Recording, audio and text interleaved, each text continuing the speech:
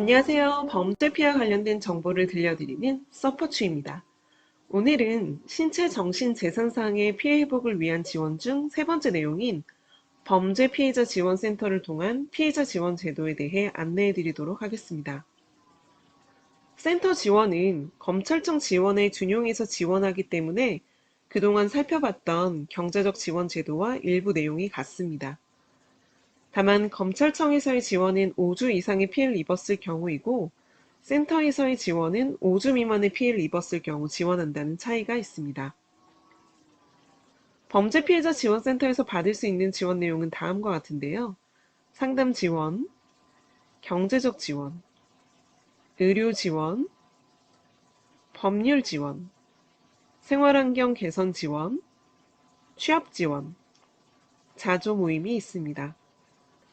범죄 피해자 지원센터를 통한 피해자 지원이 뭐가 있는지를 알아보는 시간이므로 대략적인 내용들을 살펴보고 추가 안내가 필요한 부분들은 추후에 자세히 안내해 드리도록 할게요. 먼저 상담 지원은 범죄 발생 직후 전화나 방문, 인터넷, 서면 등 다양한 방법을 통해 범죄 피해자가 직면하고 있는 각종 문제들에 대해 상담을 진행하는 것입니다. 경제적 지원은 크게 생계비, 학자금, 장례비, 이전비를 들 수 있는데요. 범죄로 인하여 경제적 활동에 제약이 있거나 생계에 곤란을 겪게 되는 경우, 또 학업을 계속할 수 없을 정도로 어려움에 빠진 경우 생계비나 학자금을 지원받을 수 있고, 범죄 피해자 본인이 범죄로 인하여 사망한 경우 장례비를, 보복 등의 우려로 이사를 한 경우에는 이전비를 지원받을 수 있습니다. 여기서 이전비에 대해서는 추후 좀 더 자세히 살펴보도록 하겠습니다. 다음은 의료 지원인데요. 여기에는 의료비, 심리치료비, 간병비 등이 포함되겠습니다. 의료비의 경우 범죄 피해자도 국민건강보험 요양급여의 기준에 관한 규칙에 의거하여 가해자와의 합의와 지원이 없는 경우 의료보험 적용이 가능합니다. 앞서 살펴봤던 경제적 지원 제도 중 치료비 지원에 대한 내용에서 급여 제한 여부 조회 제도를 참고하시면 되겠습니다.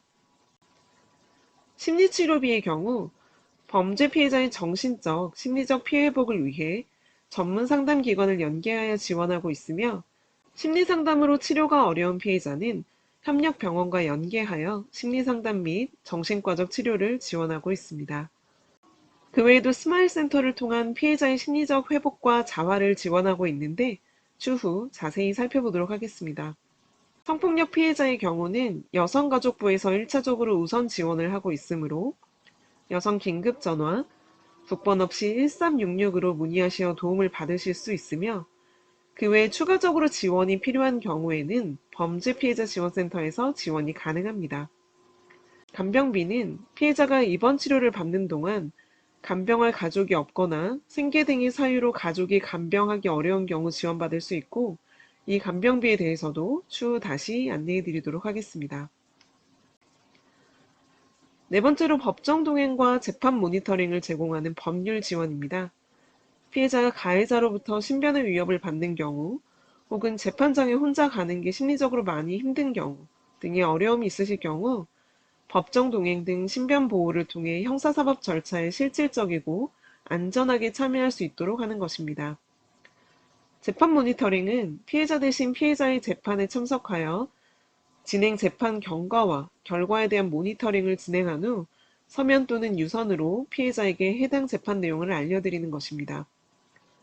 참고로 법률구조 대상자에 해당하는 피해자가 가해자를 상대로 손해배상 청구를 원하는 경우에는 대한법률구조공단에서 법률 지원을 하고 있습니다.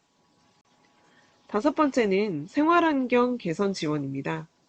열악한 환경 속에서 생활하고 있는 범죄 피해자의 주거 환경을 개선해 좀 더 쾌적한 환경에서 생활하실 수 있도록 지원하고 있습니다. 여섯 번째는 취업 지원입니다. 범죄 피해자가 피해로 인하여 이직을 하거나 새로운 직업을 얻기 위하여 자격증 등을 취득하고자 할 때 수강료와 소정의 실비를 지원하여 범죄 피해자의 사회로의 정상 복귀를 돕고 있습니다. 마지막으로 자조 모임입니다. 피해자 유형별 자조 그룹을 형성하여 여러 가지 활동을 통해 유대 관계를 형성하고 범죄 피해자의 심리적 안정과 회복을 도모하는 데 목적을 두고 있습니다.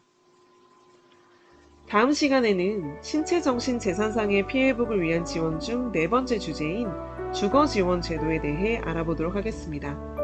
도움이 되셨다면 구독, 좋아요, 알림 설정까지 많은 관심 부탁드리면서 지금까지 범죄 피해 관련된 정보를 들려드리는 서포츠였습니다. 감사합니다.